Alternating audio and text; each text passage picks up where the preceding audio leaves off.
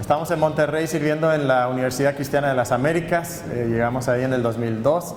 Es una universidad con carreras ministeriales, también otras profesionales. Todas las carreras tienen reconocimiento oficial de estudios ante el gobierno. Y también, pues como comenté, hace 12 años comenzamos una iglesia, Iglesia Bautista La Gracia, allá en Monterrey. Y entonces, pues Alberto nos invitó a estar aquí el día de hoy, este fin de semana, a compartir este tiempo, y es una bendición. Y doy gracias a Dios por cada uno de ustedes, pastores, en un contexto que es muy diferente al contexto mexicano. El contexto mexicano, cuando yo lo comparo con cómo era cuando yo crecí aquí en España, la iglesia, el evangelio aquí en España, el contexto mexicano es muy diferente, especialmente en el norte del país. En la ciudad de Monterrey, una ciudad de 6 millones de habitantes, hay por lo menos 2.000 iglesias bautistas. La mayoría son iglesias pequeñas, con pastores que no son de tiempo completo, con ninguna preparación teológica. Pero son 2.000 iglesias bautistas, ¿verdad? Compara eso con la condición de España, ¿verdad? Es muy diferente. Una de las cosas que yo recuerdo es que en España se sentía la hostilidad hacia el evangelio. Seguramente ustedes lo ven, ¿verdad? Lo saben. ¿Cuáles son algunas de las cosas que hacen que las personas a nuestro alrededor no quieran escuchar el evangelio? ¿Qué hay cosas en nuestra sociedad? A propósito, va a ser una sesión bastante interactiva en muchas ocasiones, ¿verdad? Entonces es para que puedan opinar, compartir, participar. Bien, ¿cuáles son algunas de las cosas que hay en el contexto español que hacen que las personas no quieran escuchar el evangelio? La historia de la antigua Iglesia Católica aquí. Ok, el catolicismo, sin duda. Sí. ¿Qué más? ¿El qué? El miedo de sí, la reputación. Te hiciste evangélico, protestante, ¿verdad? Sí. ¿La familia? La familia, la presión familiar. Sí. La estructura que ven a protestantismo como algo de fuera. Exacto, esto no es español. Recuerdo que era casi siempre la objeción más grande, ¿verdad? Somos españoles, los españoles somos católicos, ¿verdad? Cada vez hay otras cosas, influencias filosóficas que son más importantes que el catolicismo incluso, ¿no? Entre los jóvenes. Pues un contexto más ateo, cada vez más ateo. El materialismo, pensar solamente en lo que este mundo nos ofrece. Okay, una pregunta que quisiéramos hacernos el día de hoy, y la pregunta es: ¿cómo podemos nosotros lograr que las personas quieran escuchar el evangelio? Y voy a hacer la pregunta de dos formas. Primeramente, ¿qué es lo que las iglesias han intentado para lograr que el mundo quiera escuchar el evangelio? Y quiero que primero demos respuestas que probablemente todos nosotros sabemos que son malas, ¿ok? Incorrectas, ¿ok? ¿Qué hemos intentado lograr para que las personas escuchen el evangelio? ¿Ok? Y vamos a dar respuestas que diríamos que son incorrectas. ¿Qué hacen iglesias para que las personas quieran ir a la iglesia o escuchen el evangelio? Ok, ese es uno muy grande, ¿verdad? Entretenimiento. ¿Qué más? ¿Que eso es malo? ¿No? Ok, respuestas malas dijimos, ¿verdad? Javier, malas. Es madridista, ese es el problema, es madridista. Ok, campañas evangelísticas mal hechas, ok, bien, vamos a poner eso. Cierta manipulación. Exacto. Ok, frecuentemente hay cierta manipulación, sí. ¿Qué más? Involucramiento social. Ok, a veces estamos pensando más en lo social que el evangelio. ¿Qué es lo que hemos hecho con el evangelio en este contexto? Pues a lo mejor, como dices, no enfatizarlo tanto, enfatizar más en la ayuda social, en el apoyo. Ok, muy bien. ¿Qué más? Pero que la comida y otra cosa más pensando que la gente iba a venir. Ok, mucho de esto tiene que ver con el beneficio que el Evangelio puede traer para ti, ¿verdad? Puede mejorar tu vida. Hermano, ¿iba a comentar algo? ¿Alguien más? Pensé ver. Sí, hermano. Hemos comunicado que la labor de evangelismo es del pastor y no tanto de... Ok, sí. Muchas veces, como parte de este entretenimiento, hemos hecho que la iglesia sea un show. Buena palabra mexicana, bueno, es inglesa, ¿verdad? Pero lo hemos hecho en México una palabra española, un show. Entonces, tiene que ver con drama, tiene que ver con luces, tiene que ver con humo, tiene que ver con incluso la música. De eso se trata y de esa manera queremos atraer a las personas. Es un espectáculo. Creo que muchas veces lo que hemos hecho es, vamos a poner aquí la palabra diluir. ¿Okay? Hemos diluido. ¿Qué hemos diluido? El mensaje, ¿verdad? Hemos diluido el mensaje, hemos diluido ciertas verdades que son difíciles de creer. Entonces, si eliminamos o minimizamos esas verdades, las personas querrán escuchar, ¿ok? También algo que es muy común ahora es que hemos diluido las exigencias del Evangelio. Queremos que venir a Cristo sea fácil, que vivir la vida cristiana sea fácil, que no te exija realmente cambiar. Esto es lo que hemos hecho para que las personas quieran escuchar el Evangelio. Ahora, sabemos que estas son respuestas malas, ¿ok?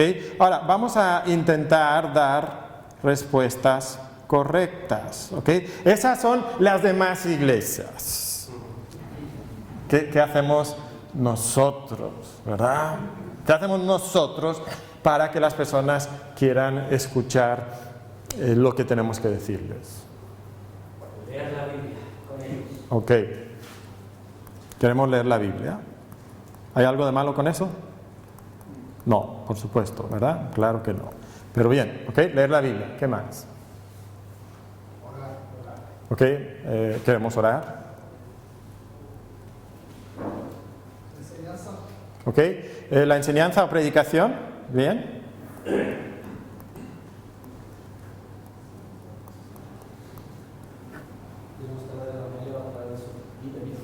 Ok, bien, queremos vivir el Evangelio. Hablar de ofrendas, diezmos. Ok, hablar de ofrendas y diezmos. ¿Eso hace que las personas quieran ir a la iglesia? No, ¿verdad? Si lo enseñas bien, sí. Ok, muy bien. Ok, algo más que a veces pensamos que es el problema es, mira, las personas tienen muchos argumentos de nuestra de las filosofías del mundo. Entonces, si podemos darles buenos argumentos apologéticos, vamos a convencerles de que tenemos la razón. Ok, sí. Es interesante, porque, a ver, ¿las personas de por sí quieren leer la Biblia? No, la mayoría no va a querer leer la Biblia. ¿Van a querer orar? No. ¿Van a querer escuchar la predicación? ¿De por sí, naturalmente, la gente quiere escuchar la predicación? No. ¿La apologética, quieren escuchar tus argumentos? ¿Les vas a convencer con tus argumentos? Nosotros sabemos la verdad y son argumentos poderosos. Nosotros creemos el Evangelio y es atractivo, pero el príncipe de este mundo les ha cegado el entendimiento para que ellos no puedan ver la hermosura que se refleja en la faz de Jesucristo. Entonces, tenemos un problema, ¿no? Por supuesto, el Espíritu de Dios puede abrir el entendimiento de todas estas personas para que crean el Evangelio, pero el problema que nosotros tenemos es que muchas veces las personas no quieren escuchar, atender, darnos la razón en todas estas cosas que son buenas, y entonces hemos recurrido a todas estas cosas que muchas veces son malas y que convierten a el individuo en un cliente o en un espectador. A veces pensando en la membresía, ¿no? ¿Cuántos de ustedes tienen membresía en Costco? Me dijeron que Costco está aquí en Sevilla, ¿verdad? Ok, hay como 3 o 4 o 5, ok. ¿Cómo es tu membresía en Costco? Te cobran. Te cobran, tú pagas anualmente la cuota de membresía y tú vas a Costco. ¿Por qué vas a Costco? Porque te ofrecen un buen producto a mejores precios y entonces tú vas. Una pregunta, ¿alguien en Costco se preocupa si tú pasas un mes sin ir a Costco? ¿Alguien va a tomar el teléfono y decir, Jaime, te hemos extrañado? ¿No has estado en Costco? ¿Alguien? No, ¿verdad? ¿Qué tal la idea del espectador? Esta mañana fuimos a desayunar a Lalitas, que está justo enfrente del estadio Sánchez Pizjuán, que está aquí a como 5 cuadras, o manzanas. Según el internet, caben 43.883 personas en el estadio Sánchez Pizjuán.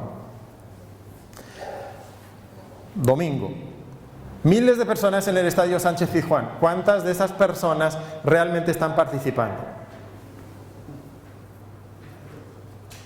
O sea, hay 22 que están jugando el partido, algunos que otros árbitros, hay algunos que están en la banca que quizás luego van a entrar a jugar. Entonces podemos decir que aproximadamente hay unas 30 personas que están participando.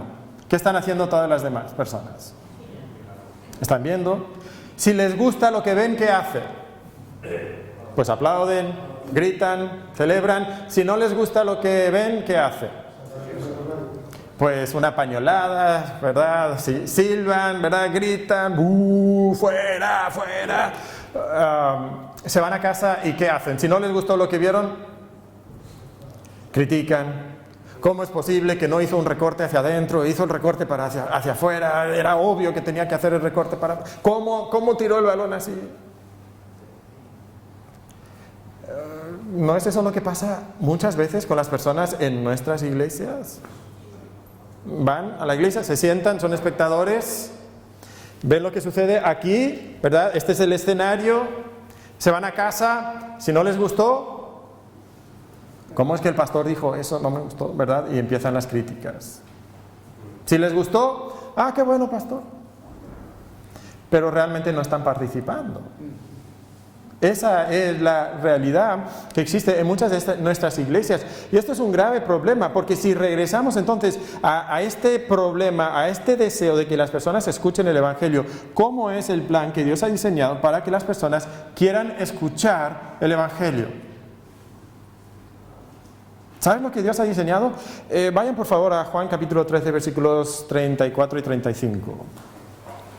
Ninguna de estas cosas que tenemos en esta lista es mala, pero nos olvidamos de que Cristo nos ha dicho una de las maneras más importantes que nosotros podemos realmente atraer a las personas a Cristo, que tengan el deseo de escuchar el Evangelio. Alguien por favor si puede leer Juan 13, 34 y 35. Un mandamiento nuevo os doy, que os améis unos a otros, como yo os he amado, que también os améis unos a otros. En esto conocerán todos que sois mis discípulos, si tuviereis amor los unos por los otros. Entonces, ¿cuál es la manera que Cristo quiere dar a conocer que nosotros realmente tenemos la verdad de Dios y que somos los verdaderos seguidores de Jesús? ¿Cómo? El amor, ¿verdad? El amor, no solamente el amor que yo siento por los árboles, o el amor que yo siento por mi propia familia, sino el amor que yo tengo por otros discípulos de Jesucristo. Cuando el mundo ve un grupo de personas que no tiene nada en común, quizás no son de la misma nacionalidad, quizás no son de un grupo social parecido, cuando ven que quizás no tenemos la misma preparación académica, pero aún así nos amamos, vivimos en relaciones que son significativas, nos sacrificamos unos por otros. El mundo ve eso y eso es poderoso y atractivo. Y el mundo quiere eso. Y es interesante notar cómo esto es exactamente lo que el apóstol Pablo empieza a desarrollar en el libro de Efesios. Quiero que veamos esto en Efesios. Toma tu Biblia, por favor, y busca el libro de Efesios. Y mira lo que sucede. Empezando en el capítulo 1, desde el versículo 3 hasta el versículo 14, tenemos esa famosa, es un himno realmente. Y ahí Pablo nos habla de que Dios está haciendo algo que es tan maravilloso que toda nuestra vida entonces debería de ser para la alabanza de su gloria. Lo repite 3 veces en ese himno. Parte de lo que Dios está haciendo, Pablo nos describe en Efesios capítulo 1, versículos 9 y 10. Y dice que está dándonos a conocer el misterio de su voluntad, según su beneplácito, el cual se había propuesto en sí mismo, y qué es lo que él se había propuesto en sí mismo y que está haciendo ahora. Versículo 10 nos lo dice, de reunir todas las cosas en Cristo, en la dispensación del cumplimiento de los tiempos, así las que están en los cielos como las que están en la tierra. Entonces, ¿qué está haciendo? Está reuniendo. ¿Okay? Reuniendo. Esta palabra reunir es interesante, ¿no? O sea, tenemos un prefijo que es re y luego tenemos la palabra unir. Y lo que Dios está haciendo en Cristo es que está tomando a el hombre que antes vivía en unidad con Dios y en unidad con otras personas, eso horizontal y vertical, pero por el pecado se fragmentó, se dividió esas relaciones con Dios, se fragmentó, ¿verdad? Con el ser humano se fragmentó. Y ahora a través de Jesucristo está uniendo de nuevo todas las cosas. Eso es lo que Dios está haciendo. En Colosenses capítulo 1, versículo 20, el pasaje paralelo, lo voy a leer, ustedes pueden leer el versículo 10, es muy parecido. Y por medio de él, aquí usa la palabra reconciliar consigo todas las cosas, así las que están en la tierra como las que están en los cielos, haciendo la paz mediante la sangre de su cruz. Entonces, el plan de Dios es volver a unir lo que se había dividido, fragmentado por el pecado. Eso es lo que Dios está haciendo. El versículo era Colosenses 1:20. Colosenses 1:20. ¿Okay? El pecado destroza la unidad que nosotros teníamos con Dios, la relación que teníamos con Dios. El pecado destroza la relación que nosotros teníamos con otras personas. Y entonces esto es lo que Dios está haciendo. Y empezando en el versículo 15 hay una oración para que esto realmente se realice. Y luego, en Efesios 2, del 1 al 10, Pablo empieza a explicar lo que Dios ha hecho para reunir al individuo, para reconciliar, unir de nuevo al individuo con Dios. Y entonces hemos sido salvos por gracia. Y ahora nuestra vida la vivimos en buenas obras que Él ha determinado de antemano que nosotros vivamos en ellas. Y en el y en el versículo 11 empieza a describir lo que sucede cuando los individuos son convertidos. Y cuando los individuos son convertidos, ¿qué es lo que sucede? Se crea una comunidad que nosotros llamamos ¿cómo? La iglesia. Lo vemos ahí en el pasaje. Empieza a hablar de este grupo de personas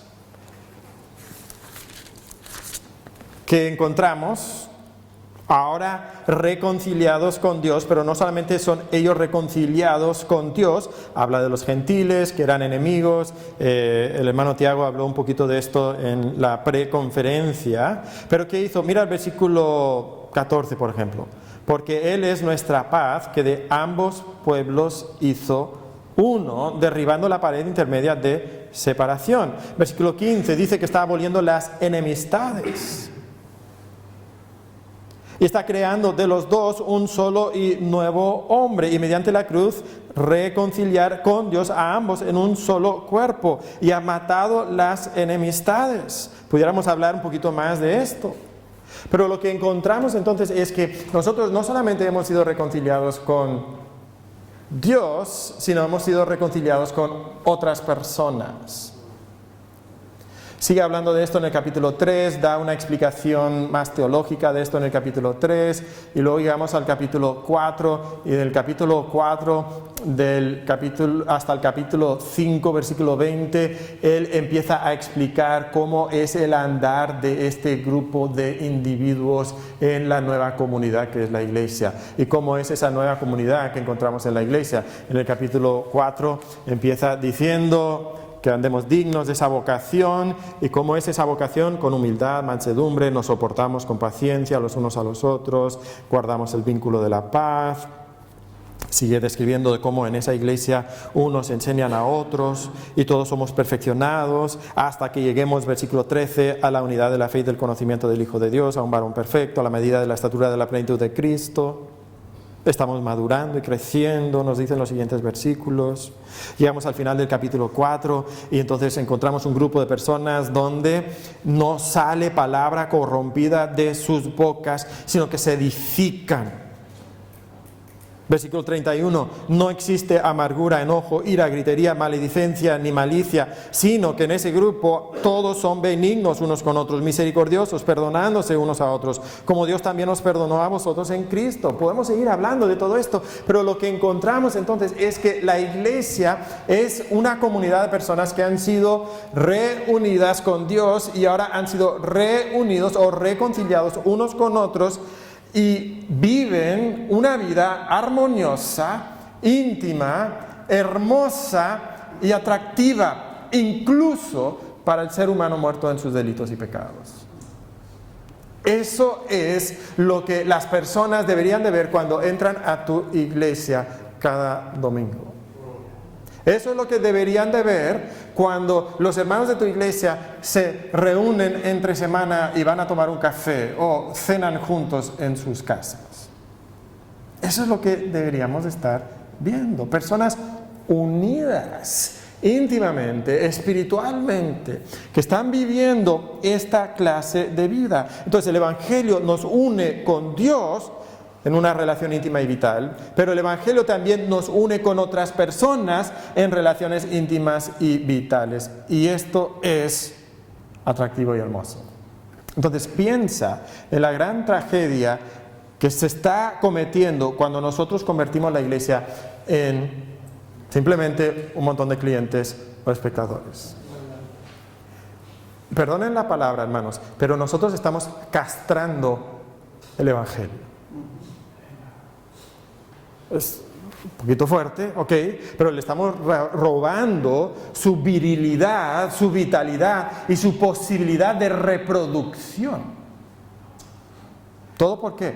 Porque no estamos viviendo el Evangelio en la membresía de nuestra iglesia, en la vida de la iglesia. Y es muy fácil pensar en este tipo de iglesias, ¿no? Las iglesias que dan las respuestas incorrectas. Pero en muchas de nuestras iglesias está pasando exactamente lo mismo. Aun cuando tenemos todas estas cosas de leer la Biblia y enseñar y predicar positivamente y todo eso, pero la vida de la iglesia realmente no es la vida que Dios quiere para nosotros. Pero este es el efecto natural del Evangelio. Cuando nosotros permitimos que tenga su efecto en nuestras vidas. Ahora, déjame darles aquí lo que quiero que sea el principio clave para esta sesión. ¿Ok? Este es el principio clave. Y estamos dando aquí un brinco en la lógica, pero por cuestión de tiempo tenemos que saltar aquí a este punto. ¿Cómo es que nosotros podemos experimentar lo que acabamos de describir? Creo que es esencial, entonces, que tengamos una eclesiología sana, con una membresía robusta. ¿Sí? Eso es esencial para que nosotros podamos vivir una vida cristiana plena y atraer al inconverso al Evangelio. Déjame mencionar algunas cositas aquí. Plena, ¿okay? Una vida cristiana plena. Si tú quieres vivir la vida cristiana como Dios quiere que sea, tiene que ser en el contexto de la iglesia local. Dios no nos llamó a ser llaneros solitarios para que cada uno viva su vida cristiana como quiera. No, solamente tú puedes disfrutar de la vida cristiana como Dios la ha diseñado en el contexto de la iglesia local. Solamente puedes llegar a ser el cristiano que Dios quiere que tú seas en el contexto de la iglesia local. Y digo un concepto robusto. Cuando hablo de membresía robusta, no estoy hablando de que hemos comido mucho y estamos pasados de kilos, ¿ok? No, un concepto robusto de la membresía. Una membresía significativa. Muchas iglesias no tienen el concepto de membresía, no la practican. Otras iglesias tienen un concepto de membresía, pero llega a ser algo de muy poca relevancia e importancia. Bueno, algún día me anoté y me dijeron que soy miembro, y eso es lo único que significa. Significa que cuando pudiera haber una reunión de miembros, puedo votar o no puedo votar. Y eso es lo único que significa. Pero el concepto bíblico es mucho más amplio. Y hermanos, yo estoy convencido que esto es verdad. Esto es esencial para nuestra vida cristiana. Esto es algo que nosotros necesitamos. Necesitamos. Es imposible que nosotros experimentemos todo lo que Dios ha diseñado para nosotros sin una membresía robusta. Déjame daros aquí un pequeño diagrama. Esto es de Mark Dever. Menciona que en la iglesia tenemos ancianos, tenemos al creyente individual, tenemos a la congregación como tal. Y estas tres personas o grupos tienen responsabilidades hacia los otros dos. Entonces, por ejemplo, los ancianos tienen la responsabilidad, o los pastores tienen la responsabilidad de supervisar al creyente de manera individual, y tienen la responsabilidad hacia la congregación de equipar o pastorear a la congregación. Podemos pasar mucho tiempo aquí, pero rápido, ¿ok? Vamos rápido. ¿Qué tal la congregación? ¿Okay? Hacia los ancianos, la responsabilidad de la congregación es reconocer a los ancianos, darles ese lugar que ellos tienen. Hacia el individuo, la congregación tiene la responsabilidad de animar y de amar, de estimularles al amor y a las buenas obras. El creyente hacia los ancianos tiene la responsabilidad de obedecer a sus ancianos, y hacia la congregación tiene la obligación de rendir cuentas. Esto es lo que debería de existir en la iglesia. Esto es un concepto mucho más robusto de la membresía que muchos de nosotros tenemos. Y hermanos, cuando esto sucede es hermoso y esto es atractivo. Hasta el mundo ve esto y dice, wow, ahí hay algo que yo quisiera tener en mi vida. Entonces necesitamos este concepto robusto de la membresía.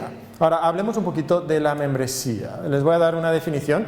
Esta definición es de Jonathan Leeman. Viene en el libro azul. En la versión que yo tenía era la página 79. Supongo que sigue siendo la página 79.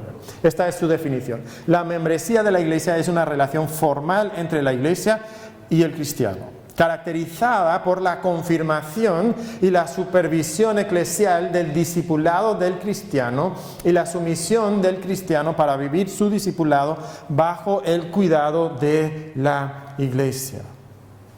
Entonces, notemos aquí, cuando nosotros damos membresía a una persona, la iglesia está confirmando. ¿Qué está confirmando? Lo que está confirmando es que la iglesia entiende que su profesión de fe en Jesucristo es una profesión genuina, real. Entonces, por supuesto, todas las personas que entran a la membresía de la iglesia deberían de ser personas convertidas, que nosotros estamos seguros. Claro, nadie es perfecto, no podemos saber su corazón, pero dentro de lo posible estamos seguros de que realmente son salvos. ¿Y luego qué va a suceder? Va a haber una supervisión de la vida, del crecimiento espiritual de este creyente. Y este creyente entonces va a vivir en sumisión a esa supervisión que la iglesia, a través especialmente de los ancianos, pero no solamente de los ancianos, de los pastores, sino a través de la congregación también le está dando. Y entonces está creciendo en ese discipulado bajo el cuidado de la iglesia. Ahora, ¿cómo se hace esto? Bueno, como nosotros lo hacemos, y lo hemos aprendido de 9 marcas, como nosotros lo hacemos, esto implica 3 elementos cuando alguien llega a ser miembro de la iglesia. Y el primer elemento es la entrevista. Llega alguien, dice, quiero ser miembro de tu iglesia. Bueno, vas a hablar con esa persona para saber si realmente entiende el Evangelio y si hay evidencias de conversión en su vida. Seguramente vamos a hablar de su bautismo también, y eso lo veremos un poquito el día de mañana, ¿okay? La segunda cosa, cuando nosotros entonces como ancianos de la iglesia estamos convencidos de que creemos que es salvo, lo vamos a llevar entonces a la congregación y va a haber una votación de parte de la congregación para aceptarlo en membresía, y luego va a haber una firma de los documentos de la iglesia. Okay, cuando alguien llega a ser miembro de nuestra iglesia, involucra 3 aspectos. Okay. Se firman 3 documentos, por decir así. El primero es el pacto de membresía. En el pacto de membresía, nosotros, como miembros de la iglesia, proclamamos nuestras obligaciones y privilegios. Okay, como soy miembro, yo haré lo siguiente, viviré de la siguiente manera. Okay, es un pacto que yo estoy haciendo hacia la iglesia, pero la iglesia también está haciendo un pacto con el miembro. Y entonces en el pacto de membresía también explicamos las responsabilidades que nosotros como iglesia tenemos hacia el miembro. En nuestra iglesia y en la mayoría de las iglesias también esto tiene que ver con la declaración doctrinal. Okay, la declaración doctrinal. ¿Cuáles son las doctrinas de nuestra iglesia? Nosotros hacemos algo que también creemos que es útil, y lo que nosotros hacemos es que también firman un documento que llamamos las creencias esenciales. ¿Por qué? A veces hay cierto debate con la posición doctrinal de la iglesia. ¿Cuánto tienes que creer de la posición doctrinal de la iglesia para ser miembro? ¿En qué detalles pueden haber diferencias? ¿Puedo ser miembro de la iglesia y tener una postura escatológica diferente? ¿O tener una opinión diferente acerca quizás de una versión de la Biblia? ¿Cuál es la mejor usar? O pueden haber muchos temas donde había cuántas personas pertenecían a la iglesia. En Hechos capítulo 1, antes del día de Pentecostés, ¿cuántos eran? 120, ¿verdad? Hechos 1:15. Llega el día de Pentecostés y se añaden a la iglesia, ¿cuántos? 3.000 personas. Se bautizan y se añaden a la iglesia como 3.000 personas. Alguien se dio el tiempo para contar. No dice, se añadieron pues un montón de personas. No, dice como 3.000 personas. Y no solamente dice que se convirtieron y se bautizaron, sino que se agregan a la iglesia. Unos capítulos más adelante, en Hechos capítulo 4, vemos que dice que se agregan ¿cuántos varones? 5.000. Otra vez, hay una atención a números en este caso. Y lo curioso es que cuando llegamos a Hechos capítulo 2, versículos 42 al 47, en Hechos 2:41 es donde nos dice que se habían agregado a la iglesia esos 3.000 hombres. ¿Okay? ¿Okay? Y luego mira lo que dice. ¿Qué es lo que estas personas hacen? Se comportan como iglesia, perseveran en la doctrina. Eso es algo que hacen. Tienen comunión unos con otros. Parten el pan, que pudiera ser simplemente que van a tomar café, o puede significar que estaban celebrando la cena del Señor juntos. ¿Ok? Están orando juntos. ¿Qué más hacen? Bueno, tienen en común todas las cosas. Venden propiedades. Perseveran unánimes. Cada día en el templo. O sea, se están congregando. Están partiendo el pan. ¿Ok? Están alabando a Dios. Y mira lo que esto hace. Hace que tengan favor con todo el pueblo. Y se añaden más a la iglesia. Cuando la iglesia vive como iglesia, es poderoso, es hermoso, es atractivo y el mundo lo desea. ¿Okay? Esto es lo que está sucediendo. en este contexto. Vemos también el concepto, si regresamos a este concepto de dónde se encuentra esto en la Biblia, y perdón que no lo dibujé porque pues se había ido la luz ahí un segundo, pero lo encontramos también en 1 Corintios capítulo 5 versículo 12. Vayamos ahí, vean este pasaje. 1 Corintios capítulo 5 versículo 12 es un contexto de ¿qué? De disciplina eclesiástica, conocemos la situación. 1 Corintios 5, 12. ¿Alguien, por favor, si lo quieren leer? ¿Alguien puede leerlo? Porque ¿qué razón tendría yo para juzgar a los que están fuera? No juzgáis vosotros a los que están dentro. ¿Qué dos grupos de personas podemos observar en este pasaje, en este versículo? Fuera y dentro. Okay, hay personas que están fuera y hay personas que están dentro. Y para el apóstol Pablo no había duda de quién estaba dentro y quién estaba fuera. De hecho, en el versículo 4 anteriormente dice: en el nombre del Señor Jesucristo, reunidos vosotros y mi espíritu con el poder de nuestro Señor Jesucristo. Entonces, este grupo de personas se reúne y son los que están dentro, y hay obligaciones y responsabilidades que nosotros tenemos para los que están dentro, que no tenemos para los que están fuera. Encontramos esto también en la relación entre pastores y creyentes. En Hebreos, creo que este pasaje sí lo puse en la presentación, dice: obedeced ¿a quién? No dice a los pastores, sino dice a vuestros pastores. Y sujetaos a ellos. Esa es nuestra responsabilidad, sujetarnos no a pastores en general, sino a los pastores que son nuestros pastores. Y esos pastores tienen la responsabilidad de velar por vuestras almas, y van a rendir cuentas ¿por quién? Por vuestras almas. Yo no voy a rendir cuentas por ningún miembro de Iglesia Bautista Fe de Sevilla. No, yo voy a rendir cuentas por los miembros de Iglesia Bautista La Gracia de Juárez, Nuevo León, México. Y es muy claro esto. Vemos lo mismo en 1 Pedro capítulo 5. Ruego a los ancianos que están entre vosotros, apacentad la grey de Dios que está entre vosotros, no teniendo señorío sobre los que están a vuestro cuidado.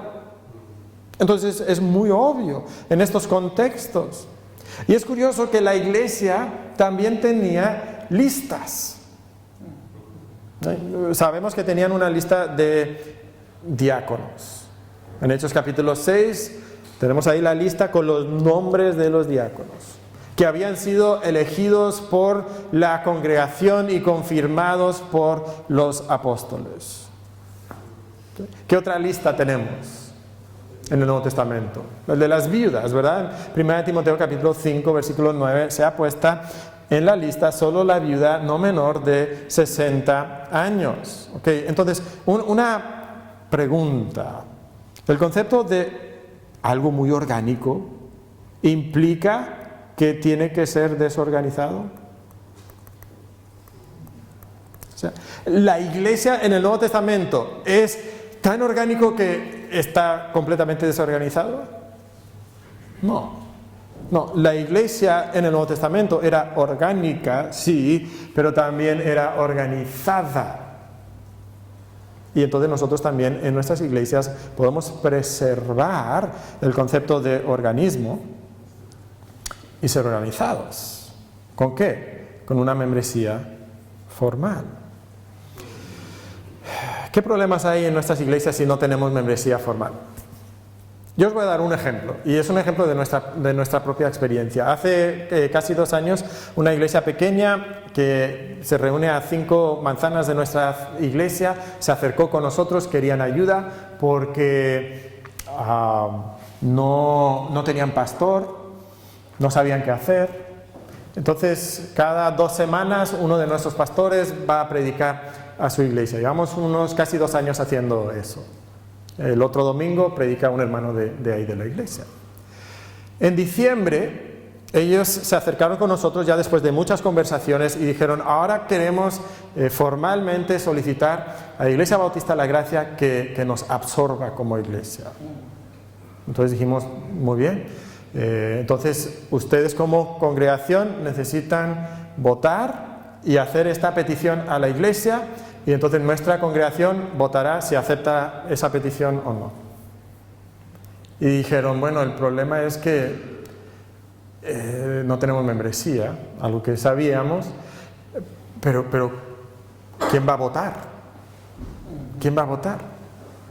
Y empezaron, todo el tiempo que nosotros les hablábamos de membresía nos habían dicho, es que nosotros sabemos quiénes son miembros de la iglesia y quién no. Ok, llegó el momento de hacer la votación y empezaron a decir, bueno, hermanita tal, ¿puede votar? Buena pregunta. ¿Y el hermanito tal? Es que ni sabemos si es hermano. Y empezaron tuvieron cierto conflicto. Recuerdo una situación donde decían, bueno, había una pareja, ¿verdad? Un matrimonio. Bueno, es que él no debe votar, pero ella sí. Bueno, entonces, ¿cómo lo vamos a hacer? Bueno, no le digamos al esposo, no le vamos a decir de la reunión. Sí, pero su esposa sí tiene que votar, tiene que ir, entonces ¿cómo vamos a hacer? ¿Todo por qué? Porque no habían tenido una práctica formal de la membresía. Entonces, hermanos, necesitamos tener un concepto de la membresía, un concepto formal de la membresía. Hay mucho más que podamos decir. Pero yo quisiera terminar pensando un momento en cuánta salud trae para la iglesia tener membresía. Es saludable para el creyente a nivel individual. ¿Por qué? Porque yo entiendo mis obligaciones y responsabilidades. Entiendo la seriedad de lo que significa ser miembro de la iglesia. Si yo simplemente voy porque quiero, cuando no voy, nadie se preocupa por mí, porque pues soy un espectador más. Eso no es saludable para la vida espiritual del creyente. Es sano para la iglesia en sí, para la congregación. Nos protege de infiltrados, nos protege de esa situación que ha sucedido en muchas iglesias, miembros que nunca han ido a la iglesia por 5 o 10 años y llega una votación importante y de repente aparecen todos. Ahora sí están ahí para votar, pero no hemos tenido un concepto robusto de la membresía. Es sano para nosotros que somos pastores, porque sabemos por quién vamos a dar cuentas y sabemos cómo priorizar. A mí me ayuda a priorizar. Tengo un tiempo limitado. Mi trabajo es la Universidad Cristiana de las Américas. El pastorado es algo que hago adicional, como seguramente algunos de vosotros. Entonces yo tengo un tiempo muy limitado para dedicar a la iglesia. ¿A quién se lo voy a dedicar? Bueno, yo voy a rendir cuentas por los miembros de la iglesia. Entonces voy a priorizar mi tiempo con los miembros de la iglesia. Por supuesto atendiendo a otras personas, pero a los miembros de la iglesia.